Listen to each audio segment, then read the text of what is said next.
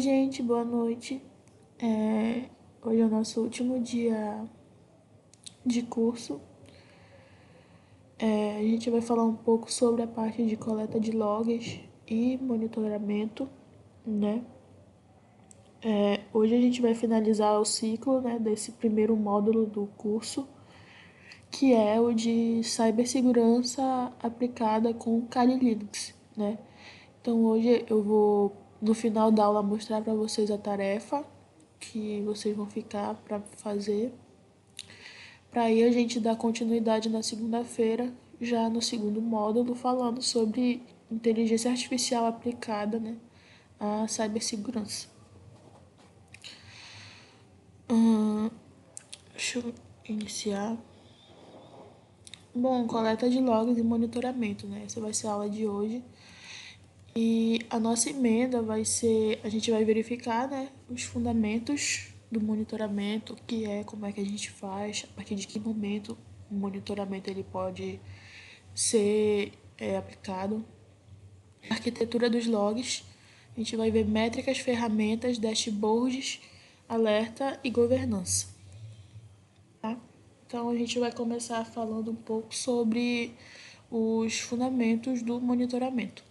Eu só vou aqui pegar uma água um instante e eu já dou continuidade. Então, gente, o que é monitoramento, né? Imagina uma caixa preta, né? E uma caixa preta é onde a gente sabe, né, o que vai acontecer lá dentro, mas uma coisa que nunca sai de lá. Então, o sistema sem monitoramento funciona dessa forma. A partir do momento que a gente sabe o que entra, o que sai, né, o que é enviado, o que é recebido, mas nunca que tipo de manifestação acontece lá dentro, que tipo de ação acontece lá dentro, a gente está trabalhando como se fosse no escuro, né? Então, o erro ocorre a partir do momento em que a gente tem um cenário e nesse cenário a gente não consegue efetuar o tempo de diagnóstico, né? Porque é algo que é o viés dos maiores erros da parte de coletas, né, de monitoramento. E isso acaba gerando um prejuízo, né, tanto financeiro quanto técnico. Pois quanto mais você atrasa, né, esse tipo de situação, de abordagem, você acaba não compreendendo de forma plena como é que está funcionando, né, dentro da sua aplicação.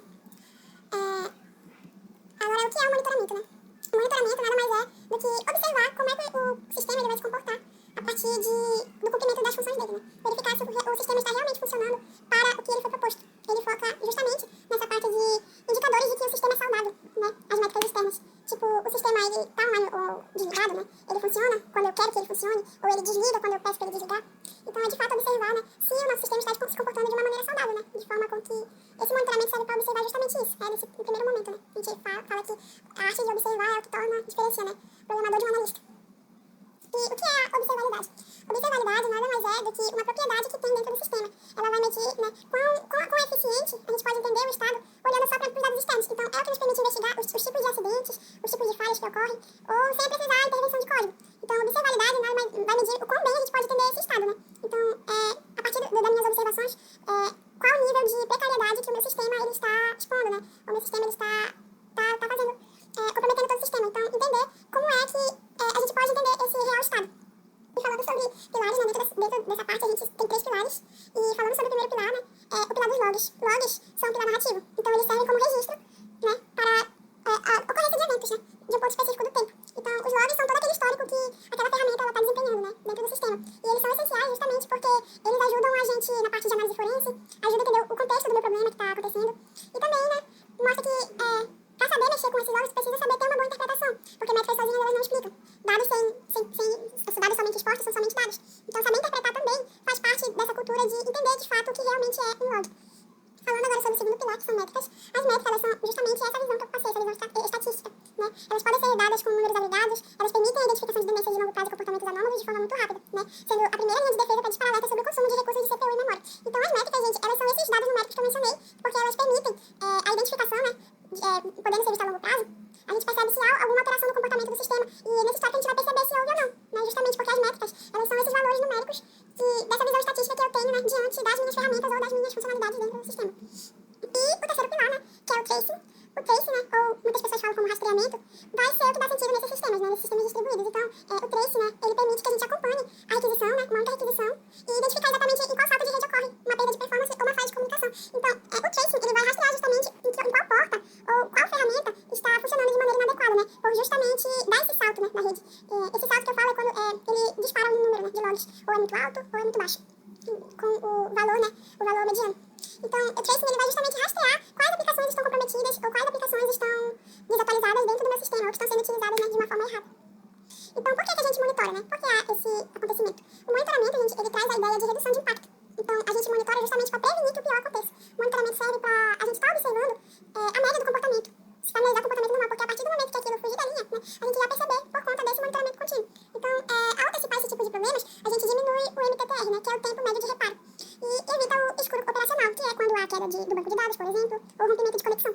Então, além disso, os dados de monitoramento eles servem de base para essas decisões de negócio, para saber se vale a pena a gente investir alta em segurança ou se é apenas uma falta de boa configuração para dentro do nosso sistema operacional. Então, monitorar vai fazer a gente perceber, por exemplo, se um determinado serviço ou um determinado sistema necessita de investimentos ou não, né? Porque geralmente a gente pode resolver tudo pela configuração. Mas aí, a partir dessa análise, né? A partir desse monitoramento que a gente vai conseguir deduzir. Mas isso vai de casos para casos, né? Há casos e casos que podem variar.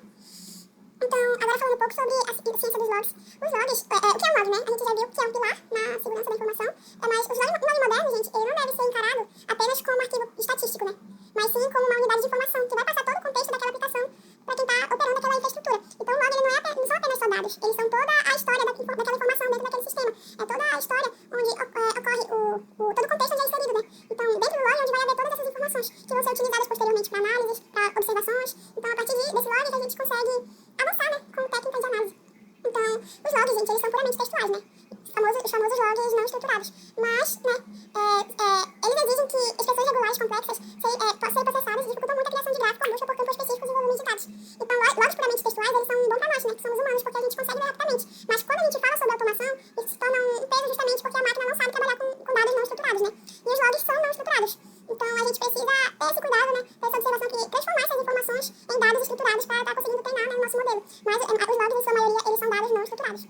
Mas também tem os dados estruturados que a gente vê que é o JSON, né? Não sei se vocês já trabalharam com esse tipo de arquivo, mas ele forma cada linha de evento em um objeto pesquisável. Então, a partir do momento que ele permite que as ferramentas de análise filtrem, né? Por exemplo, os logs por ID, por tempo, ou conversão de API, isso acaba acelerando, né, esse processo de resolver esses problemas. Então, logs estruturados são a solução para a gente adotar, né, para esse tipo de situação, porque a máquina já vai saber, por exemplo, buscar o ID de usuário, né? Ela sabe trabalhar com aquilo que é lógico, não aquilo que não é lógico. Então, é importante a gente ter esse cuidado de trabalhar, de converter os logs, na verdade, os logs não estruturados para logs estruturados. O nível de severidade, né, o debug. O nível de debug, gente, é a lupa do desenvolvedor. Como assim? É ele que vai obter, né, todas as informações sobre o funcionamento das funções daquele sistema. Então, por exemplo, em ambientes produtivos, né, ambientes de produção, esse nível ele deve ser desativado, porque vai ter um volume muito grande de dados. Então, ele vai conseguir, tipo, informações, todas as informações, por isso que acaba às vezes se tornando exaustivo. E isso vai gerar um volume de dados muito grande, né, porque isso, por exemplo, pode também comprometer toda a performance do sistema, por conta dessa geração, dessa quantidade de informações, porque vai aumentar, né, os custos de armazenamento e de performance. Então, o nível debug, né, é justamente para quando você sabe que lá está o empecilho, né, lá está o erro, e focar naquele erro na qual o debug vai ser inserido para estar conseguindo todas as métricas, né, todas essas informações. E tem o nível de severidade info e warning, né, o nível info, ele serve para a gente estar relatando esse fluxo normal e esperando do sistema, por exemplo, serviço iniciado. Já o warning, ele indica que não quebrou o processo, mas que merece atenção como uma tentativa de login, falha ou uso de disco que ultrapassou o limite preventivo. Então, o info, ele serve justamente para estar informando que o sistema está normal, né, quando o sistema está normal, é o info que é direcionado para o usuário. Mas quando algo no processo não está ocorrendo de uma forma correta, o warning ele é retornado para a gente justamente para que a gente dê essa atenção, né, por conta dessa falha do sistema. E tem o nível de severidade, né, que é o erro e o critical. Aqui a gente fala mais nessa parte de como agir, né. Então, o erro, ele avisa, tipo, quando há uma falha na execução de algum processo. Por exemplo, uma falha de pagamento. É um erro desse nível de severidade. E o critical, ele é reservado justamente para falhas catastróficas, onde, por exemplo, uma parte vital do PC parou de funcionar. Então, quando esses dois, eles são retornados para o usuário, significa que a máquina ela não está respondendo de uma forma correta, né? Ou aconteceu algum erro catastrófico dentro do sistema que ele foi comprometido. Então, nesses casos, são casos que a gente está dando uma atenção maior, né? Porque aqui é onde a gente vai estar precisando agir de uma forma mais adequada, digamos assim. Tem o carimbo de tempo, que é o timestamp. O timestamp, né, é como se fosse a espinha dorsal da observabilidade. Porque a partir do timestamp, que a gente vai ver que, por exemplo, se os servidores eles não estiverem funcionando, sincronizados de uma forma correta, os logs, né, ou logs diferentes de máquinas, aparecendo em momentos distintos, isso torna, por exemplo, impossível correlacionar eventos e descobrir a raiz de uma falha. Então, o timestamp é onde a gente vai estar percebendo se vai haver essa sincronização de comportamento dentro da máquina, né. Então, lá que a gente vai ver se, por exemplo, eu consigo executar, por exemplo, 2 aplicativos, né, e o sistema conseguir isso, né, conseguir me retomar isso. E o timestamp essa espinha dorsal da observabilidade nele que vai estar elencando se isso realmente vai estar funcionando de uma maneira correta, né. Metadados essenciais. O log, né, sem um contexto ele é inútil. A gente sabe que o log ele precisa ter um porquê dele. Ele tem um porquê para ele existir. Então, sem um contexto, ele é só um log. Então, além da mensagem de erro, ele deve também carregar metadados com o nome de host, ID do container e a região da nuvem é a versão do deploy. Esse tipo de selo permite que a gente identifique se um erro está restrito a uma única máquina ou se é um bug geral. Então, esses metadados, né, que são essenciais, a gente vai conseguir permitir que ver se o erro, por exemplo, é da rede ou é da nossa máquina, né? Então, nossa interpretação vai aflorar muito mais, né, daqui com a prática de vocês, mas vocês vão permitir, sim, que vocês vão conseguir interpretar o log, né, de acordo com a situação que vocês forem. E a partir dessa interpretação desse log, vocês vão conseguir direcionar, por exemplo, um serviço de manutenção ou um serviço de observabilidade, por exemplo. E o ciclo de vida, né, que é a ingestão. A ingestão é o primeiro passo da jornada do log, né? Então, na ingestão, é onde a gente vai conseguir capturar essa saída de dados, de aplicações e prepará-las para o transporte, né? E a gente faz isso lendo arquivos no disco ou recebendo eventos diretamente via rede através do protocolo como syslog. Então, é a partir do momento que a gente vai catalogar as informações que vão estar saindo, né, no log, e a gente vai preparar aquelas informações para o transporte. Então, esse é o primeiro passo, né, do ciclo de vida de gestão de um log. É o primeiro passo. O segundo, né, que é a indexação do ciclo de vida, né? A indexação é como se a gente fosse preparar as informações em uma determinada lista, como se fosse quando a gente organiza livros em uma biblioteca, né? Para eles serem encontrados rapidamente, então separados por seções, né?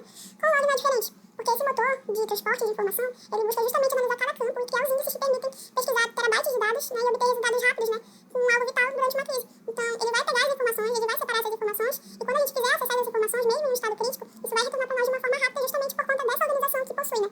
Então, essa parte de indexação é a parte organizacional do ciclo de vida de um log. Falando agora sobre métricas e performance, queria saber se vocês estão com alguma dúvida, se eu estou indo muito rápido.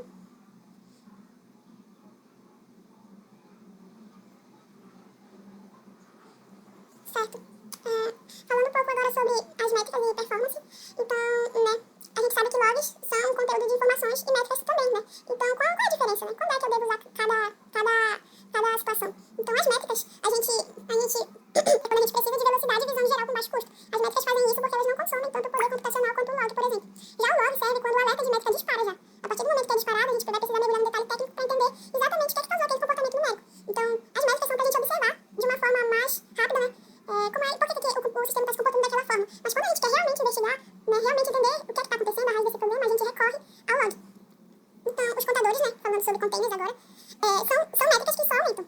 Então, ele vai armazenar essas informações sequencialmente durante todo o ciclo de vida do sistema, como o total de requisições recebidas ou o número de erros ocorridos. Então, os containers, eles são fundamentais para essa parte de cálculo de taxas de variação, entender se a carga sobre o sistema está crescendo, né, entender como está a organização desse sistema, organizar esse sistema, né.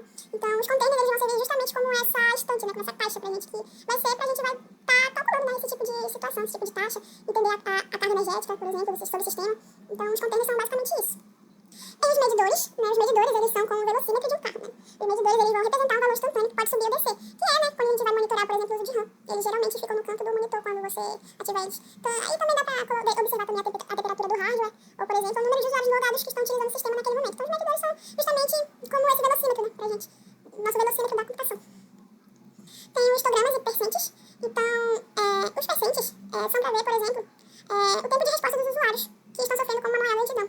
Então, quando a gente para a situação de, por exemplo, observar a latência de um determinado log, né, ou de uma determinada aplicação, a gente nunca deve confiar justamente só nessa latência, porque ela esconde os piores casos. Então, ela vai estar só mostrando o que está acontecendo naquele momento, né? Mas, por exemplo, e as situações anteriores? Ela nunca vai trazer essa métrica, as situações piores. Então, a gente vai usar o percent como o P99 para ver o tempo de resposta dos usuários que estão sofrendo com essa lentidão, porque isso vai dar uma visão real da experiência do usuário na ponta. Então, é onde a gente vai se colocar no lugar do usuário, né? E a gente vai ver qual o tempo de resposta que esse usuário está tendo, por exemplo, ao mandar uma requisição. Né? A gente tem esse tipo de acesso quando a gente usa o P99, né, para estar fazendo esse tipo de métrica. Falando agora sobre os 4 sinais de ouro, né, a latência. A latência, ela vai medir o tempo que leva para, por exemplo, uma requisição ser processada. Então, a latência acaba se tornando o indicador mais sensível que a gente pode ter relacionado ao usuário. Justamente porque um aumento na latência geralmente é o primeiro sintoma que algum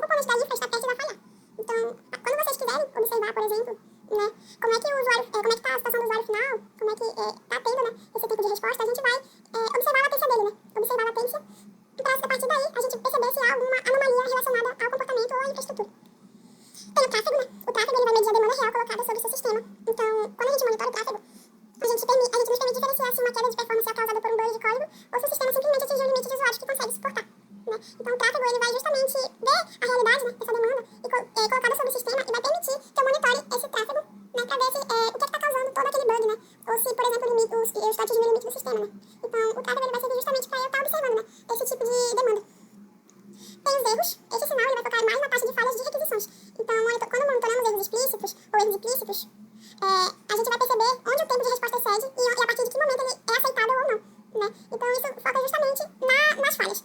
Se falhou, ele vai ser mostrado, vai ser exposto.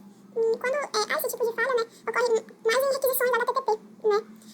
Mas é interessante vocês saberem, né, desse tipo de informação. E tem a saturação. A saturação indica o quão cheio e vai estar no recurso mais limitado. Por exemplo, digamos que o meu disco rígido ele está com 95% já de uso, né, e a CPU já está beirando os 100%. Então o sistema está saturado. É até interessante que um professor meu comentou numa aula que a gente tem o costume, né, de colocar o celular para dormir, né, e quando dá 100% fica lá batendo na bateria 100%. E quando a gente faz isso, isso compromete também, né, isso acaba saturando o sistema. Por isso que às vezes ocorre situações que o celular explode, né, porque o celular ele não entende quando parar. Porque quando tá 100% tu conecta para carregar, ele continua carregando. Então ainda continua havendo, né, esse aceite energético. Então é um sinal, então falando sobre isso é um sinal de predição, né, porque o sistema ele vai quebrar mesmo antes dos erros começarem a aparecer, né, porque a partir do momento que tu tá chegando perto da saturação, né, perto dos 100%, tu tá chegando ao limite da máquina, né, e a máquina só responde antes disso. A partir do momento que ela excede isso, ela começa a apresentar erro, apresentar problemas. E falando sobre a amostragem, que é o sampling, em sistemas de escala global, coletar 100% dos dados pode ser proibitivamente caro, né, porque a gente sabe que hoje os dados eles se tornaram algo valioso para a nossa era. Então a amostragem ela permite que a gente colete, por exemplo, uma fração desses dados, né, tipo 10% de 100, porque isso vai manter a visibilidade da estatística, mas vai reduzir drasticamente o custo de armazenamento e processamento, que era sobre aquilo, né, que a gente comentou anteriormente. Quando a gente acaba excedendo muito essa parte de armazenamento, nessa parte de processamento, né, isso acaba comprometendo todo o sistema, todo o tempo de resposta que o nosso sistema vai me dar, por exemplo. Então é interessante vocês terem essa mentalidade de, tipo, pegar o necessário, né, para não exceder o meu sistema, né, pegar somente aquilo que eu estou precisando naquele momento. Falando agora sobre ferramentas e arquitetura, né, tem a arquitetura de coleta centralizada, onde ela vai estar eliminando a necessidade de acesso a servidores de uma forma individual. Então ela vai criar um pipeline onde todas as máquinas enviam os dados para um hub central e ele vai garantir que os administradores tenham uma visão holística de todo o parque tecnológico de uma única tela. Então essa arquitetura centralizada, ela vai evitar, por exemplo, que eu precise necessariamente estar conectada com um servidor, né, visto que ela vai estar criando um pipeline para mim que vai estar conseguindo enviar os meus dados para um hub, para uma central, né. Então ele vai estar garantindo justamente que haja essa informação de uma forma centralizada, onde tudo ocorra de uma única tela, onde eu possa estar conseguindo observar, mandar as informações e eu esteja conseguindo monitorar isso também. O papel do agente, o shipper, os agentes eles são pequenos softwares focados em eficiência, né? Então eles ficam na borda do sistema, observando, vigiando os logs e as métricas locais e vão garantir que esses dados sejam enviados para o coletor central com o mínimo de consumo de recursos da aplicação visual. Então os agentes vão ser aqueles que vão estar nos acompanhando, né? Para ficar observando e garantindo que o sistema age de uma forma eficiente, né? Eles servirão como indicadores para nós, né? Para quando, por exemplo, quando a gente envia informações para o coletor central com o mínimo de consumo, eles que vão estar realocando, né, todo esse recurso para o envio de informações ou segmento de aplicações. O papel do coletor ou do buffer, né, o coletor ele vai atuar como cérebro do pipeline de dados. Então, ele que vai ser a cabeça pensante, né, naquele meio, porque ele vai receber as informações desses agentes, ele vai limpar, né, aplicando regras de limpeza, e ele vai formatar os dados e vai reter temporariamente o buffer para evitar que o banco de dados seja sobrecarregado. Então, ele vai servir justamente para estar organizando todo o direcionamento de informações, toda a limpeza, e vai reter informações para evitar que o sistema ele fique sobrecarregado, que ele não funcione adequadamente. Evitando que ele não funcione adequadamente, né.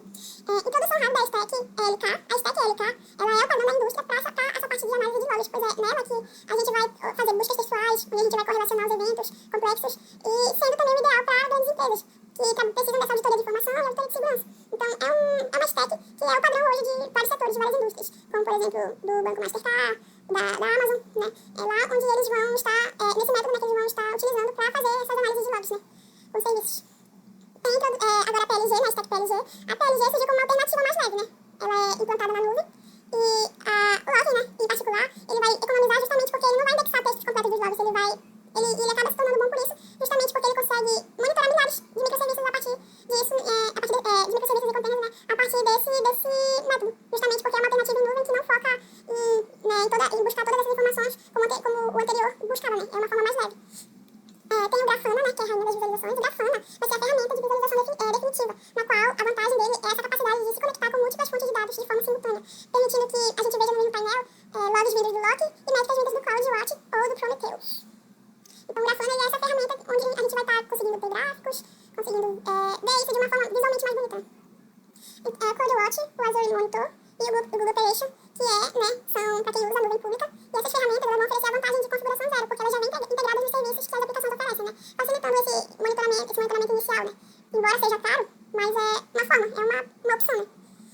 Tem o banco de dados de séries temporais, né, que é o TSDB, que são as métricas, né, a gente sabe que precisa de banco de dados, né, para armazenar isso, e esses bancos de dados especiais, eles são chamados de TSDB, que eles são feitos justamente para registrar valores que mudam com o tempo, onde vai permitir que cálculos matemáticos complexos de milhões de pontos de dados sejam feitos de uma forma quase instantânea, né. Então, eles são feitos justamente para otimizar esse tipo de registro, né, que muda sempre ao longo do tempo. Tem a retenção de dados, né, que a gente vai gerenciar esses custos de monitoramento, porque vai exigir uma estratégia de camada. Então, dados recentes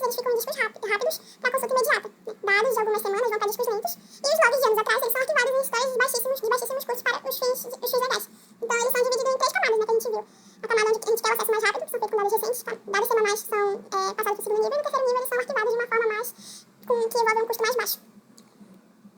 Agora falando sobre dashboards, alertas e gestão. Falando sobre um pouco dessa psicologia dos dashboards, o dashboard, ele respeita, né, essa forma cognitiva humana. Então as informações mais críticas, elas devem sempre estar no topo e à esquerda. E o uso de coisas deve ser restrito para que quando algo mudar para o vermelho, o olho interno seja traído imediatamente para o problema. Quando a gente começa a trabalhar com Kali, uma das coisas que a gente percebe que altera é quando a gente muda os usuários, né? O usuário comum, ele tem uma cor neutra. A partir do momento que você usa o root, você percebe que muda a cor da interface. Então, eles têm esse cuidado, né, essa curadoria com essas cores justamente para a gente ter essa eficiência, né? Porque nós humanos, a gente acaba atrelando cores a sentimentos, né? Então, quando o sistema quer mostrar que a gente precisa dar atenção para um determinado ponto ou determinada métrica, ele muda a cor justamente para estar chamando a nossa atenção, né? Para estar observando aquela informação, aquele detalhe. Gráficos de semáforo. As métricas de status, elas devem ser simples, né? Então, não adianta nada vocês trazerem milhares de informações, elas estarem todas bagunçadas, né? Do que ir apresentar isso, porque isso não quer dizer que aquilo vai ser entendível. A gente pode entender, mas e quem é leigo irá entender, né? Então, gráficos de semáforo, eles mostram apenas o online, né? Ou o offline, né? Verde ou vermelho. E ele vai eliminar essa necessidade de interpretar números complexos durante uma situação de estresse e acelerando a reação da equipe. Então, esses gráficos vão nos dizer se, por exemplo, tal serviço está ativado ou não, né? Tal serviço está desativado. Eles vão estar informando isso por meio dessas cores. O que é um alerta acionado? Um alerta, ele só deve existir se ele exigir uma ação humana. Por exemplo, digamos que a CPU está com 80%. Isso não causa impacto no serviço, né? É apenas o ruído que está ocorrendo. Mas, tipo, por exemplo, o serviço X parou então, e isso precisa ser reiniciado. Isso é um alerta acionável justamente porque requer uma ação humana, né? Uma intervenção imediata. Então, o alerta acionável justamente é essa ação humana que precisa ter, né? Essa intervenção no meio dessa ação, no meio da máquina. Test loads estatísticos, ou as limiares, né? Os limiares estatísticos são regras simples, como o me avisa se a memória passar dos 90%, né? Embora fácil da gente configurar, eles podem gerar alertas falsos se o sistema tiver picos normais de carga exigindo ajustes constantes conforme a aplicação evolui. Então, os limiares, eles são essas regras, né? Essas regras que vão avisar, por exemplo, se eu começar a querer ceder o sistema. E vai estar notificando justamente para que não haja essa situação. E os limiares também, embora eles sejam simples, eles conseguem salvar a vida útil do sistema, justamente por notificar o usuário quando eles estão próximos ao limite, né?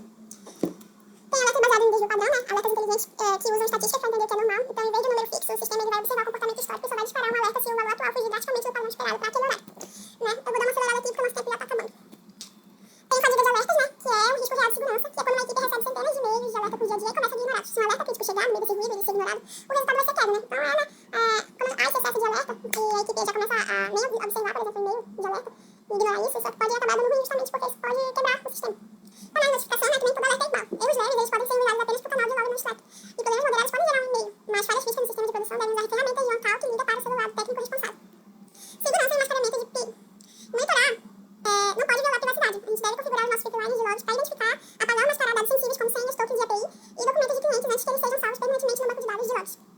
Auditoria e compliance, os logs de monitoramento são provas legais. Eles garantem que você possa provar quem acessou o sistema e quais operações foram feitas em setores regulados, como saúde ou finanças. A retenção correta desses logs é a exigência de conformidade